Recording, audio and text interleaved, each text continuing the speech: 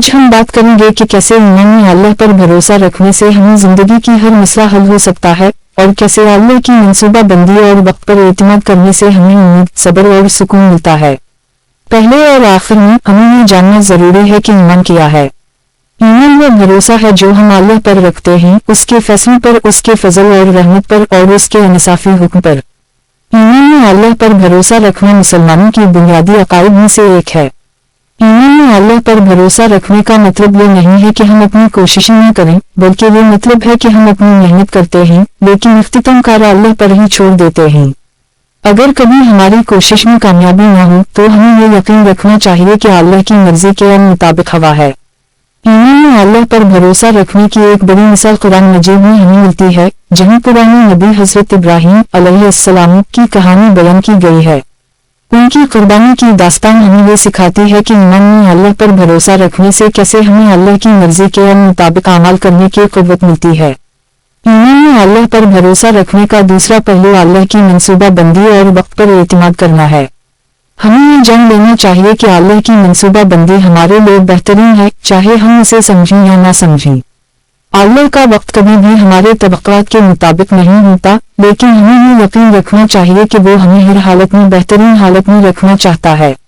یہ زندگی کی سفر میں ہمیشہ رہنمائی کرتا ہے، ہمیں ہر مشکل میں سہارا دیتا ہے اور ہمیں ہمیشہ سچائی اور اخلاص کی راہ پر چلنے کی سکھاتا ہے۔ یقیناً زندگی میں مختلف مواقع آتے ہیں جب ہمیں لگتا ہے کہ ہماری دعاؤں کو قبول نہیں کیا گیا ہے، یا ہمیں مشکلات کا سامنا ہوتا ہے جو ہم سمجھ نہیں پاتے۔ ان وقتوں میں ہمیں یہ یاد رکھنا چاہیے کہ اللہ کی مرضی کو زیادہ اہمیت دینا ہوگا۔ کبھی کبھار ہمیں معلوم نہیں ہوتا کہ اللہ ہمارے لیے کیا منصوبہ بنا رہا ہے، لیکن ہمیں یہ یقین رکھنا چاہیے کہ وہ ہمارے بہترین مصلحت کو دیکھ رہا ہے۔ اللہ کے اختیار اور اس کی مرضی پر اعتماد کرنا ہمیں مضبوطی اور سکون دیتا ہے۔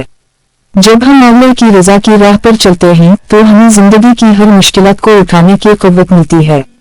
اختتام میں ایمان میں اللہ پر بھروسہ رکھنا اور اللہ کی منصوبہ بندی اور وقت پر اعتماد کرنا ہمیں زندگی کی ہر مصلحت میں کامیابی اور سکون کی دولت عطا کرتا ہے۔